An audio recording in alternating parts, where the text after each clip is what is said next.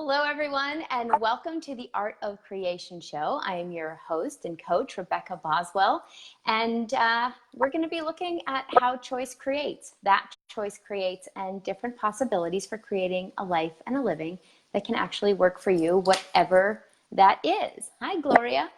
And today we are joined by special guest, Adriana Popescu, and doctor, I should say. She is a licensed clinical psychologist and also works with energetic psychology methods and tools. So blends 25 years of experience together with all kinds of different modalities that I'm sure we'll get to hear a bunch about in the conversation today. Our topic is one that I'm sure none of you have any experience with, but just in case you know somebody. Hi, everybody. Today's topic is, what if nothing could stop you? And I'm going to add the little tagline at the bottom, not even you. So yeah, what if nothing and no one could stop you? And so, Adriana, thank you so much for coming today. I know you have a very busy schedule with clients and facilitating, teaching. We're really grateful to have you here today and to explore this topic with us. Welcome. Thank you. Thanks for having me today. Yes, awesome. So I was wondering if we could start off today just a little bit for anyone who doesn't know you yet or hasn't been familiar yet with your work.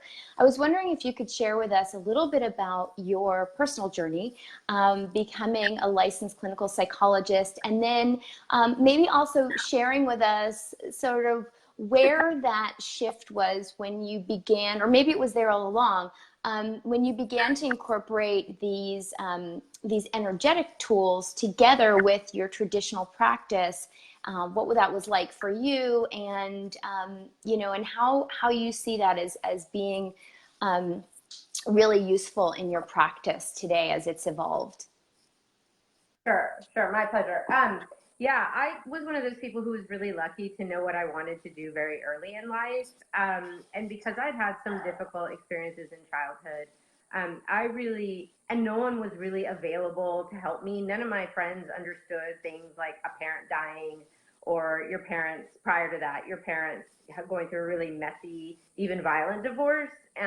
So I never had anyone to talk to. Mm-hmm. And so when, by the time I was a teenager and these things started happening to friends of mine, everyone was always coming to me for advice and to talk about their issues. So I was like, okay, cool. Well, why don't I just become a therapist and get paid to talk to people about their problems, right? So I went down I even was pre-med at one point. I was going to be a psychiatrist until I realized that all psychiatrists tend to do these days is write prescriptions. So I was on this trajectory. I had gone to really good college and all that stuff, and then decided to take a year off. And in that time, I ended up becoming really sick. That year turned into 5 years. I became really debilitatingly sick with what turned out to be Lyme disease and chronic fatigue syndrome. Only the doctors didn't know that's what it was at the time. And so I was really, really sick, and nobody was, again, able to help me. And so I had to go on my own quest to find answers, or to find ways to feel better. So I ended up much on a spiritual quest. I ended up going to alternative medicine, basically exploring other ways to have healing besides just talking to people about their issues, because that obviously wasn't working for me, right? So I ended up studying acupuncture. One of my acupuncturists actually had learned a modality called NET, mm-hmm. Neuro-emotional. And that's what actually got me started with energy psychology. And meanwhile, I'd started grad school. I came here to California.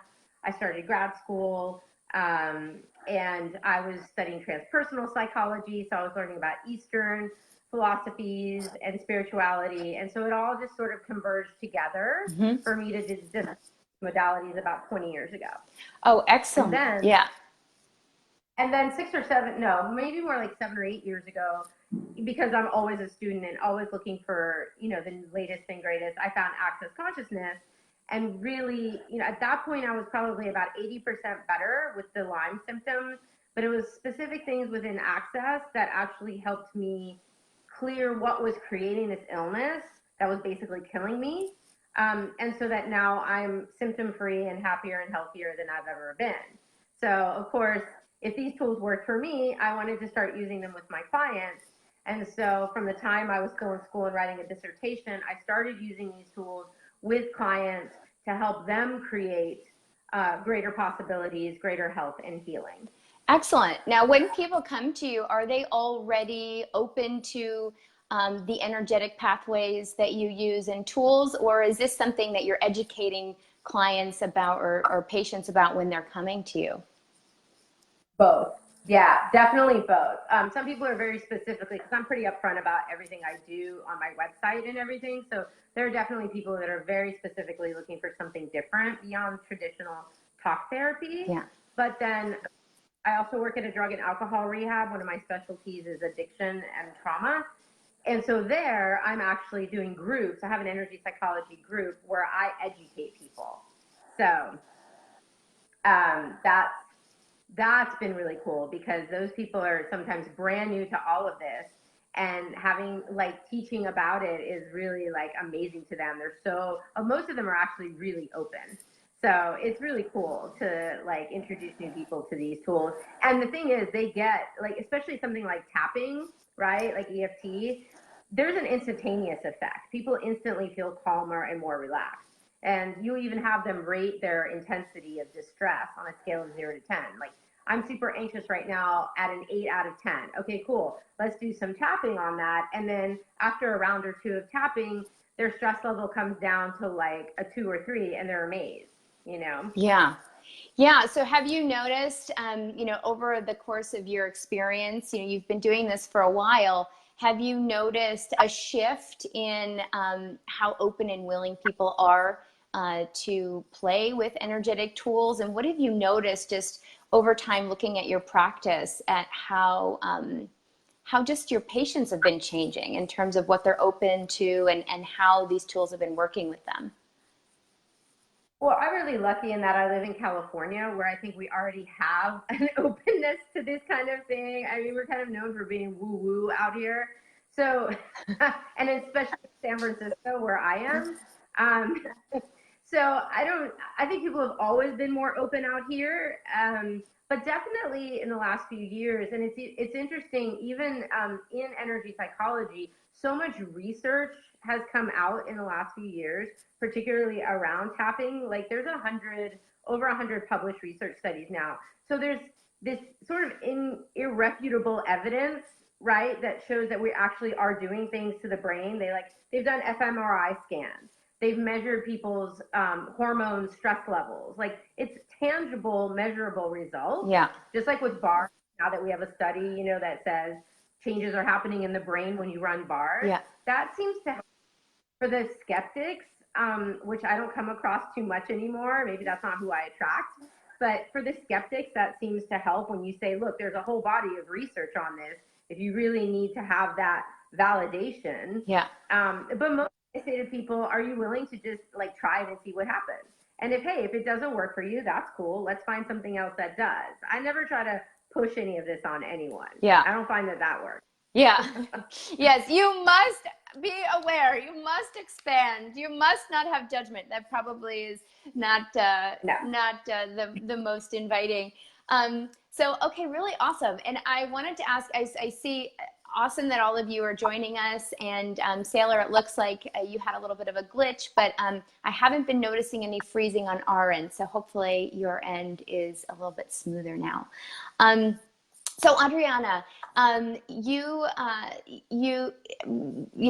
working with removing blockages, right? So whether they're mental, emotional, energetic blockages to people creating the life that's going to work. We talk about creating a life and a living that's going to work for you.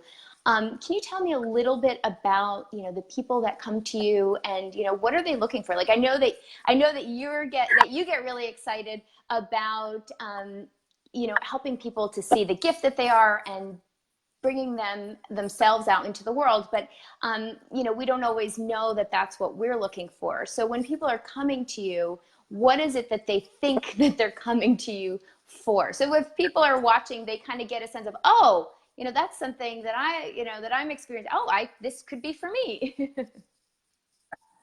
Right. Well, yeah, people aren't usually coming, sometimes they are for like total life transformation. Mostly they're coming for a problem. Yeah. I have, this pain or this health issue that isn't going away. I have a relationship problem. I have a money problem. I have a whatever depression or anxiety problem. Typically they're coming for that. And I do see a wide range, I have to say, like, because I do psychotherapy as well as coaching, it can be slightly different. The people who are coming for psychotherapy often have maybe more severe kinds of symptoms going on, like PTSD or an addiction problem. They might not be functioning as well in the world. Okay.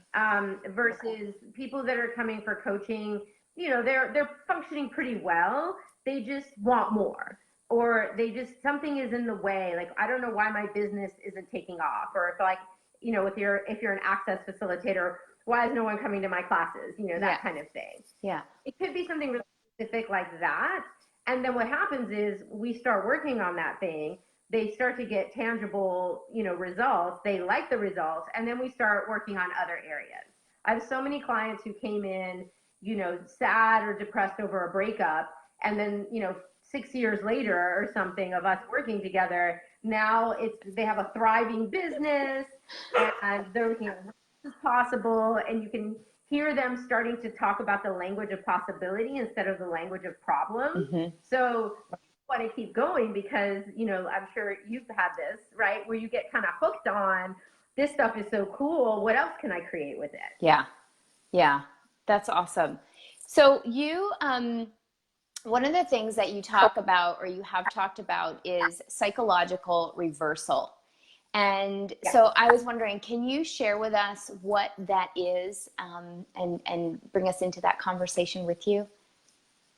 Sure. It's actually a term that was coined by Roger Callahan. Dr. Callahan was the guy who first invented tapping about 30 or so years ago. And he was wondering about, why is it that sometimes, even though we're doing all these clearings and we're shifting energies, why is it that some people still are sabotaging themselves or don't seem to be benefiting from the tools? Okay. And so he was studying Chinese medicine and the meridians in the body, the energy pathways that energy follows, and he was looking at the blockages and all that. And he realized that sometimes the energy goes backwards, or goes like, instead of flowing like a chakra, is supposed to spin one way, but then for whatever reason, it's spinning the opposite way. So he coined that term psychological reversal, meaning the energies are not flowing correctly. And so the person is blocked and can't actually actualize what it is they're wanting to do. So he came up with, he just folded in some statements into the clearings. So tapping is basically stimulating acupuncture points, right, along the different pathways. So he paired that up with psychological, like thoughts, feelings, emotions, those kinds of things, right? And so he came up with a whole protocol to address these psychological reversals, which is basically limiting beliefs. That's what they essentially are. Like, the things that would make you not want to change something, like, who would I be? So let's say your target is, I want to make $1 million a year, right? And you think in your cognitive mind, of course I want that. That's going to be really great. It's going to solve all my problems. But underneath, subconsciously, you might have an opposing point of view. Something like, well, I don't deserve to have that much money. Or, who would I be if I had that much money? Maybe my friends and family won't like me anymore because they think I'm some rich snob. Or, I have points of view about rich people, so why would I ever allow myself to be that if I think they're jerks? And so that opposing point of view that you may not even be conscious of is conflicting with your stated desire. And so you'll end up sabotaging, you'll make some progress and then slip backwards.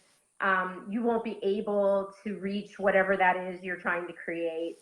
And so you stick yourself with that. And so I really have found, and several modalities in energy psychology have a protocol like this. So I have found that to be so helpful in working with people, even with the access tools, because we don't have an access something like this, like a specific set of statements to test with. You know, in energy psychology, you're going to do muscle testing. Yeah. But in this consciousness, we have light and heavy, right? Whatever's, which I call like the internal muscle test. Whatever is true for you is going to feel light and expansive. Whatever is not true is going to feel heavy or contracted, right? Mm-hmm. So we use that tool with these statements to get really clear on if someone is congruent energetically with having what it is they say they desire. Yeah. Yeah. And, you know, what I find a lot is that, you know, there are all these things, sort of like these negative points of view that can stop us and block us. And then there's also this whole sense of, you know, where we're actually protecting ourselves, right? Like, how is this actually working? How is this serving us? How is this preserving whatever it is that is our current situation? So, you know, we may say we want more money, and the block is actually that, you know, if we had more money, we believe that our family would leave us, or that, you know, our relationship would end, or that, you know, our friends wouldn't like us anymore, or we wouldn't know how to be with the people that we think we would then have to be with if we had money, you know, all these things. And it's like, well, okay, so it's actually safer to stay in the mess. And so it's this thing of like, are we actually self-sabotaging, or are we in a preservation intention? So, you know, just another way to look at that. So then you have this whole protocol. So if you're working with someone, you know, what is, you know, how many sessions are we looking at, you know, to even get to what it is? Or do you just go right into the protocol, or how does that work? It's different in every case. You know, I don't have a set form and structure to, you know, as far as working with people. I follow the energy. I follow my knowing. I often, for the clients who come in who are open to all of it, you know, it could be one day we're working on the table doing energy work, and another time we're doing NET, and another time we're doing tapping. It could be like any number of different strategies. So I'm always asking, they're going to come in with an intention, you know, like, if you could have anything out of the session, what would it be?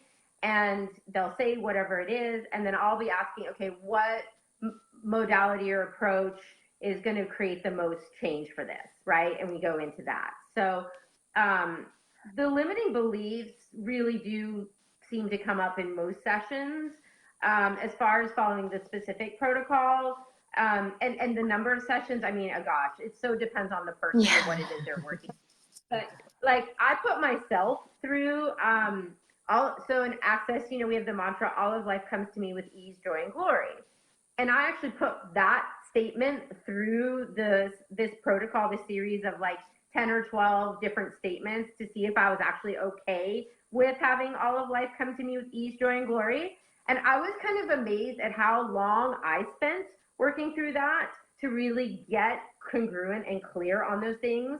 And then I started doing it with another client of mine in sessions, and it took probably 3 sessions to get through the entire thing, because she had so many points of view about specifically ease or joy or glory within that, but then all those things that we talked about, like, it wasn't safe for her to have joy.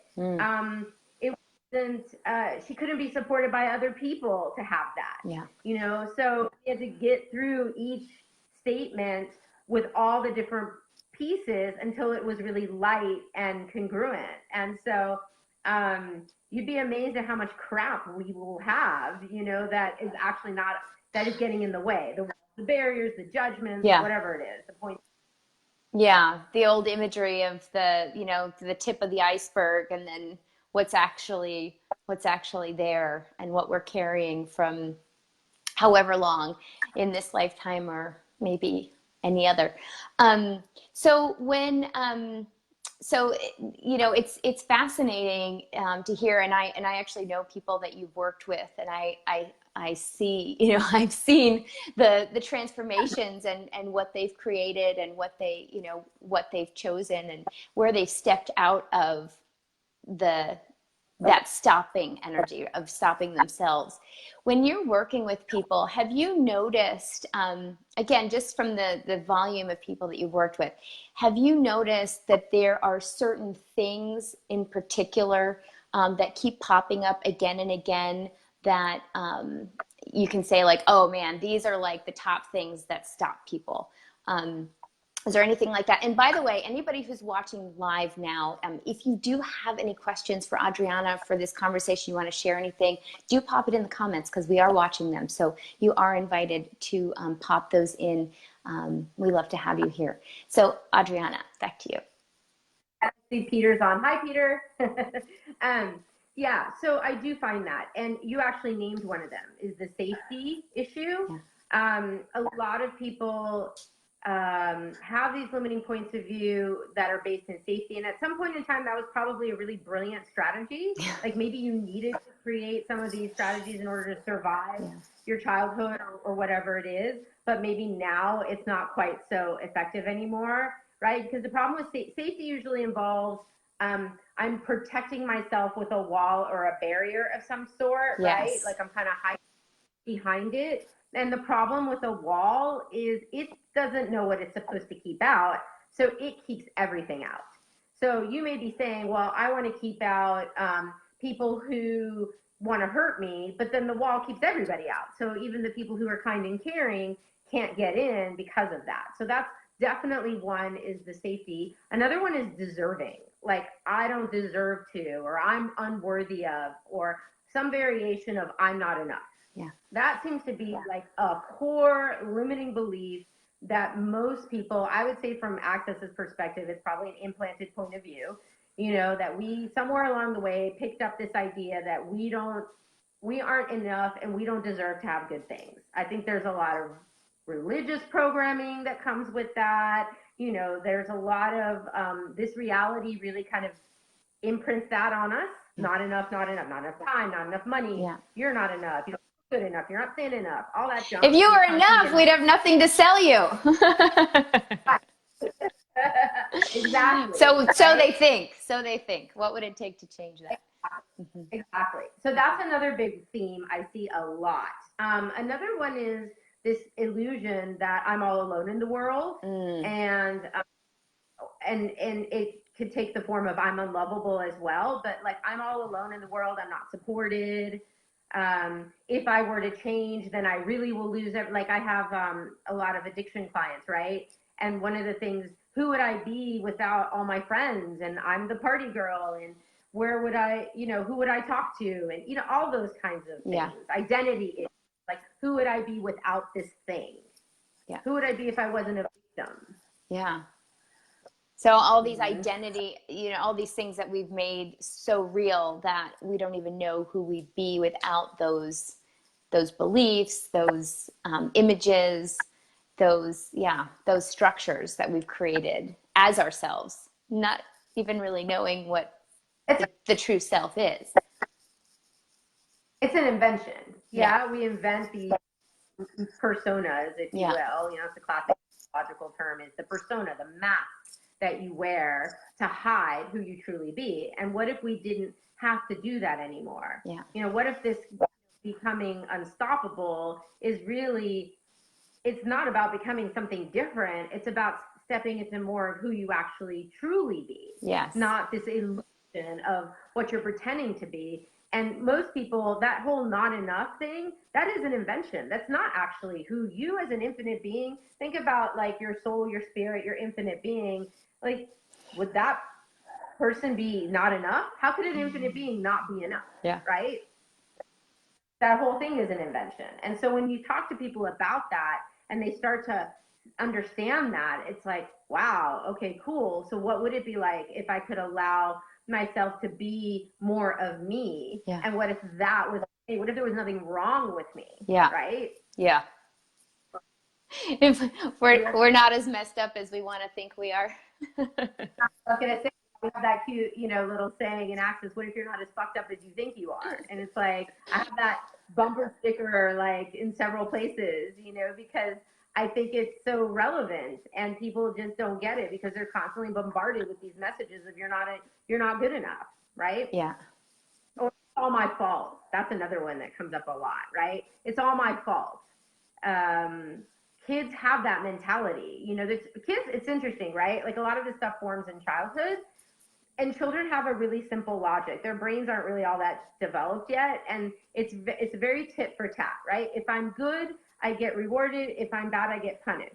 So if anything bad is happening in their lives, right, they assume it's because they're bad.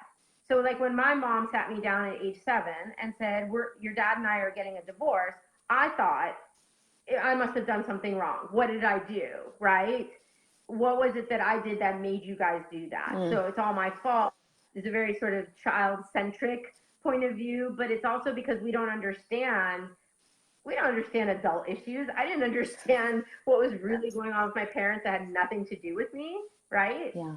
And so a lot of times it's almost like we're functioning, these subconscious beliefs, they're like programs, like software programs on the computer that are super old and outdated, maybe made sense at one point in time, but certainly are no longer working, but people aren't even aware of them. And that's why I think working with someone around this stuff is so helpful, because we have blind, we're not even able to access the information that's there. Like we don't even realize we have these points of view.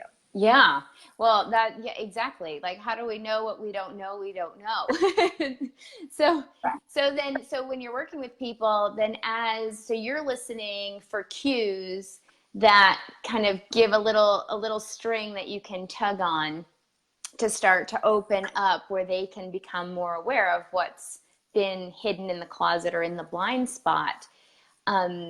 So how easy or challenging or something else do you find it to facilitate clients and patients from this place of, I want to solve my problems, to actually creating beyond what they can imagine and actually creating using the gifts? Like, you know, there's this sense that people want to just like clear everything, fix everything, and then maybe once everything's in order, then I can go and create my fabulous life. Then I can be what I've always wanted to be. Then I can know my true calling on the planet.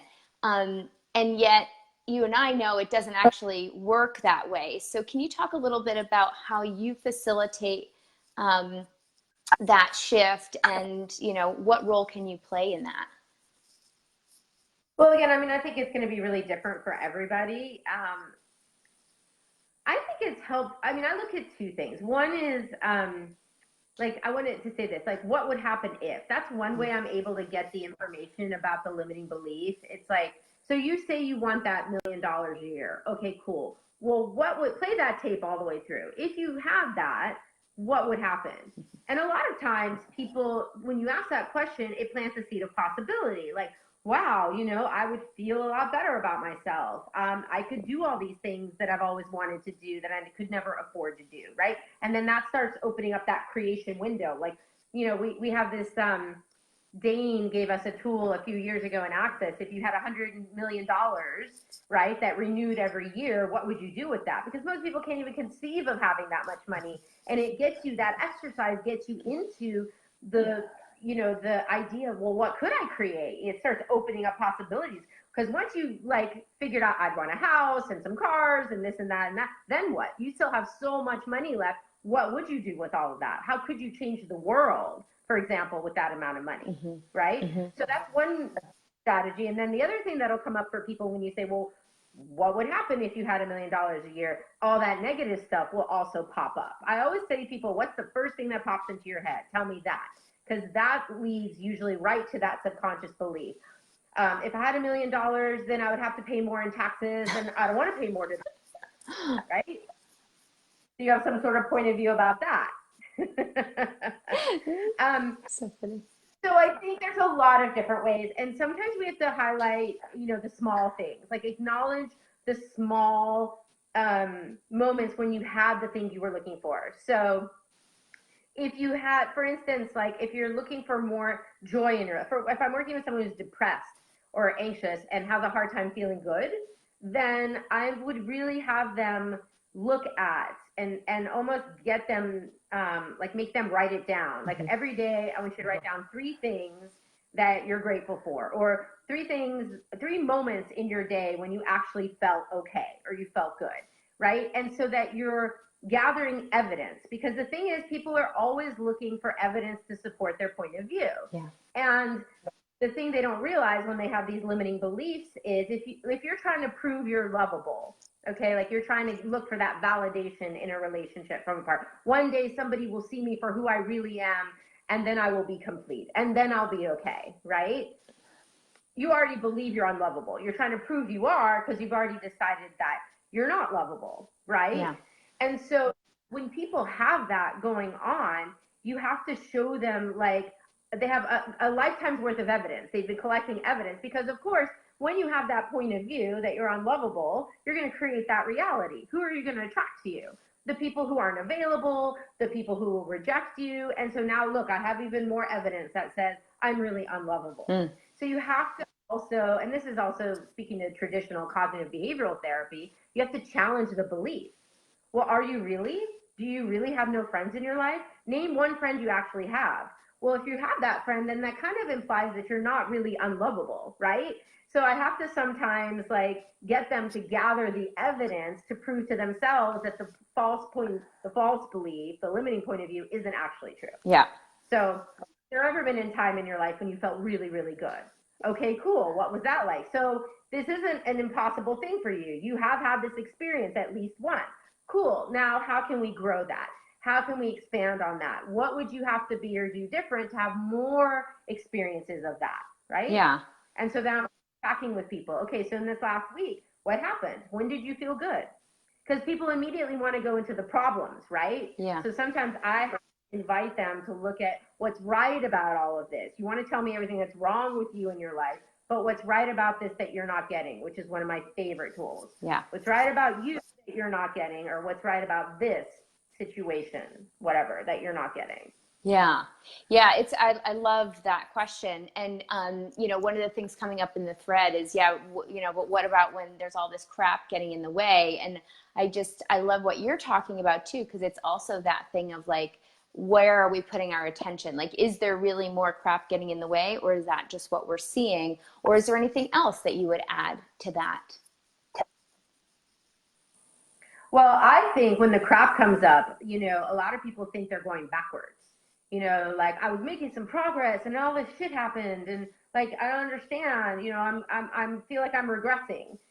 And I would actually ask them a different question. I would say, actually, is this the change you've been asking for? Because when you put your ask out there, which I want to say something about that too. Most people aren't conscious about what they're asking for. When you're functioning from these limiting beliefs that are subconscious, you don't even realize what you're asking for. Like in the case of I'm unlovable, you're asking for people to treat you in that way, right? As if I'm unlovable.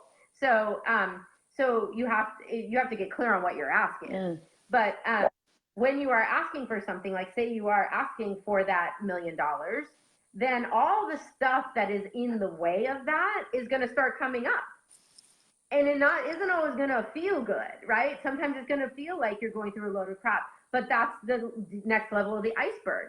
Yeah. Right? You have to go through this or see this and do something with it in order to change it. Like you come up against your wall. Here's your wall. Okay, now what? Yeah. What do we do with it? Do we go under it, blow it up? What do we do?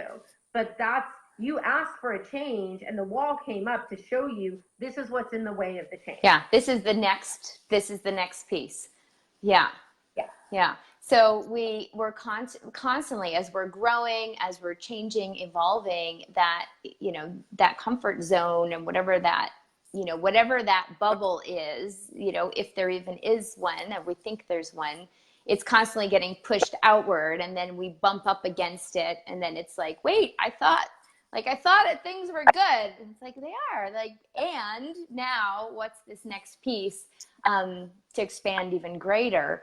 So what are some of, so for people starting out in this process, what are some of your favorite tools? You've already shared a ton of gems, and, and I love this idea too, and I use this with clients as well, really writing down, observing, collecting data, all the things that we're grateful for, all the things that are actually, showing up where the universe is actually conspiring in our favor.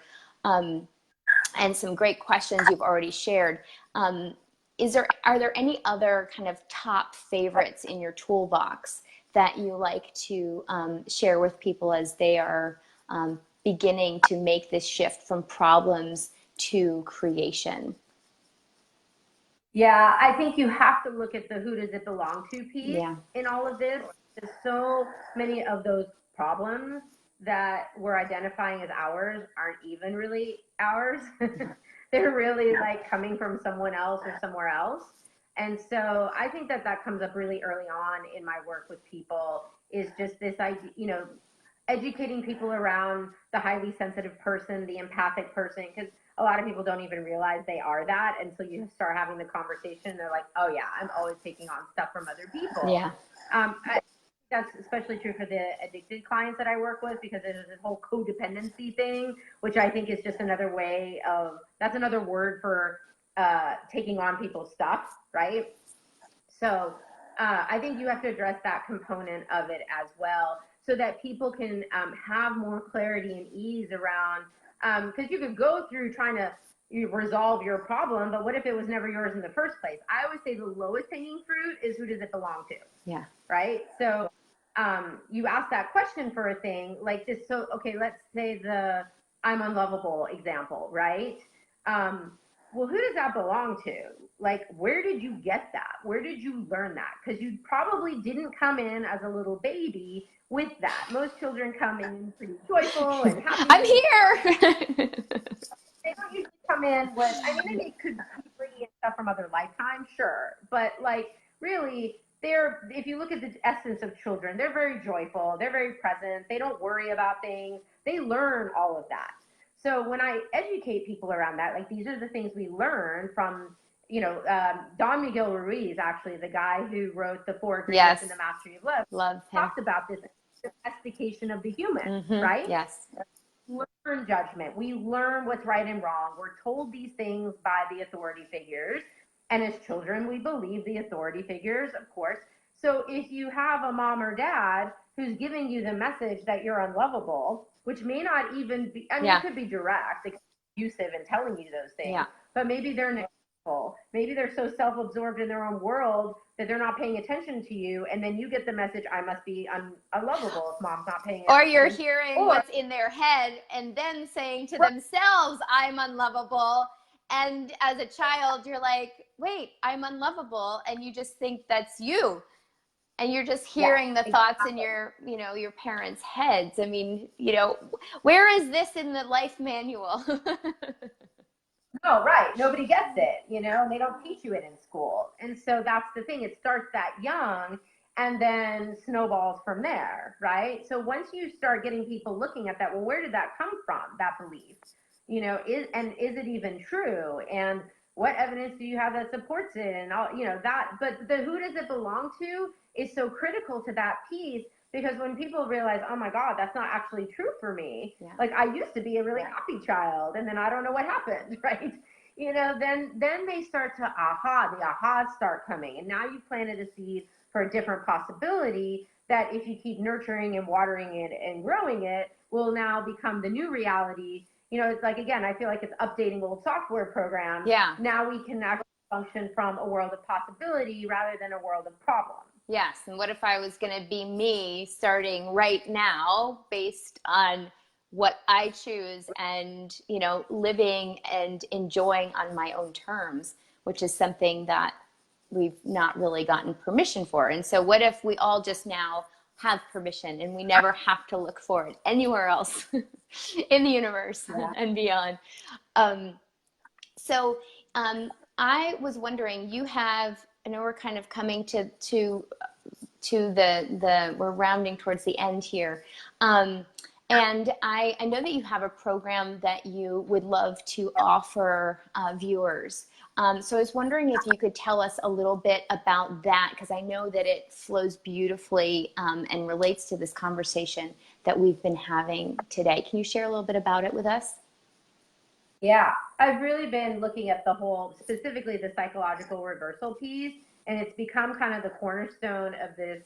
I have a couple of offerings. One is this kind of new and revamped premium coaching program, where I'm doing like a 30-day deep dive specifically into like what is stopping you. You have targets, you have things you desire, you've been working on them, and for whatever reason, you're not able to get to where you want to go with it. And so it's a really specific dive right into what are these limiting beliefs you might have that are not allowing you to be congruent with what you're asking for. Yeah. So that's one possibility, the 30-day coaching program that I'm doing. But I'm also, next week, I'm doing like a Zoom webinar on Wednesday, the 26th, where I'm talking specifically about this psychological reversal.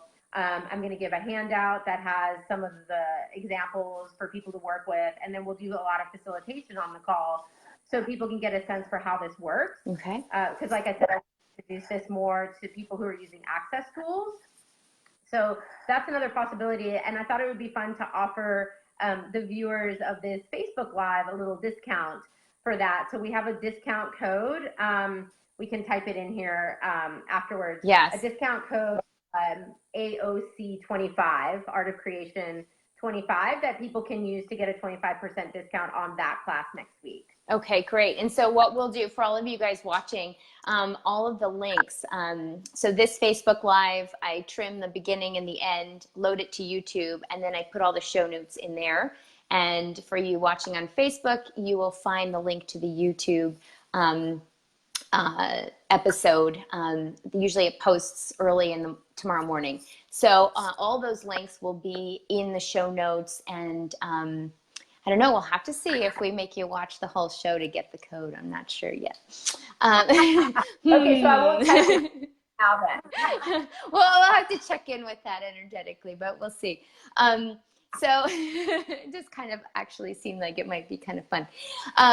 Anyway, so all the links so if you don't have a pen, don't worry about scrambling. We'll have those links for you, as well as, Adriana's website and how the other ways that you can get in touch with her. So what if nothing could stop you? Adriana, is there anything else that you would like to share that you are aware of right now? For the people watching today and those watching in the future, which is just another today. You froze for a second, so I didn't even catch all the questions. But what would I like people to know? I think it's just the closest word I could say is hope. It's not quite the right word, but just like letting people know. I think it's happened for me. The magic that access consciousness has been for me in the last few years is I'm now to the point where I know, beyond the shadow of any kind of doubt, that if I truly desire to create something or change something in my life, it is possible. I have all the tools and technology now to be able to do that. And the only thing that is stopping me is me. Yeah. Me and these like points of view that I may have. So I have such a sense of relief in that, right? Because I can say, even if my life isn't exactly where I want it to be, I know I will get there. I know that if I keep using these tools, that I can undo any kind of damage. I can undo weird points of view and crappy things that have happened. Yeah. I know all of that is fixable and changeable because it's all energy, and energy is malleable. Anything can change. Yeah. Yeah, and it's so true. I mean, even just those three things, like who does this belong to, right? If something starts to feel like you start to notice those physiological symptoms of like tension or stress or anxiety or fear or whatever, whatever shows up in your body, and then whatever mental, chatter comes along with it, right? If first thing, who does this belong to? And when it kind of lightens up, it's like, we don't even have to know exactly who and when and what. It's just this momentary awareness of like, oh, wait, it's not me. Like, it's not mine. So that we don't have to try to make it significant and glom onto it. And then just interesting point of view. I mean, honestly, with those two things, and then the heavy light tool when we're actually creating forward. So with the interesting point of view, right, if every thought, feeling, emotion is an interesting point of view, one among an infinite number, then we can choose whichever one. So we can choose the one that keeps us miserable or keeps us safe or protects us. And we also can choose the one that has us dangling out on a ledge and, you know, and creating all new possibilities that could blow up in our face or create beyond anything we'd ever imagined possible. You know, I was on a call with a client the other day, and there was this thing that she had set up where, you know, if she doesn't go out in the world, she's a failure. And if she goes out in the world, she's going to fail. So I'm like, well, look, this is brilliant. Either way, you're going to be a failure. So why don't you just go out in the world and fail as miserably as you possibly can and see how much fun it can be? Because we already know that failing at home isn't working for you. That's great. And, yeah. and it was, you know, the beauty of it was that it got her to realize, well, wait a minute, I'm not a failure. And, you know, that's actually not real for me. So, you know, just playing with it, but just those two things and like everything, like if you're just vigilant with every thought, feeling, and emotion, and then when you're like, okay, and now I'm clear, where do I go? That's the heavy light piece, right? Like, does this create expansion and enthusiasm and inspire me? Or is it like I'm trying so hard, like maybe there's another choice. What else is possible? And like with that, like even if that's all you have in your toolbox, it's everything you need, because really all you need is you, right? I mean, that's ultimately it. So how do we just acknowledge that we've got all this great stuff going on and use it? And you said the key word, which is choice. I think that in and of itself, if you can help people recognize that everything is a choice, because so many people are functioning no choice universe or victim mentality or whatever it is, that in and of itself, even recognizing that if you created a pile of crap, you still chose to create that pile of crap. And even if you weren't conscious of your choice, you can become conscious of your choice. That in and of itself is so liberating and empowering to people. That if that's the only thing we give people is the awareness that they have choice. That in and of itself create miracles. And what's the gift in the garbage? And even just being willing to acknowledge that there is one is a choice. I mean, there's so many choices that we don't even realize are choices. You know, and all the way down to which point of view are we gonna play with today, or in this 10 seconds, or in this 2 seconds. So yeah, choice creates. How does it get any better than that? Adriana, it has been amazing and so fun to play with you today. I'm really grateful for you taking the time to be with us. Are there any final parting words? You know, just that you always have a choice, and just gratitude. Gratitude opens the door to miracles and magic and possibilities. You know, what would it take for our gratitude, for all of it, to increase exponentially? Yes. And so I'm grateful for being here today. Thank you so much for having me, Rebecca. Yes. It's been awesome. Thank you, Adriana. And thank you to all of you who are here with us live. We see you. We love you. We're grateful for you. And all of you who are joining us in the future, which is also right now, we're grateful for you as well. You will be able to see the show notes with all the links that we promised. And I hope you have a fabulous rest of your day and next week. And I wonder what we will discover next. Happy choosing, you guys. We'll see you next week. Bye-bye.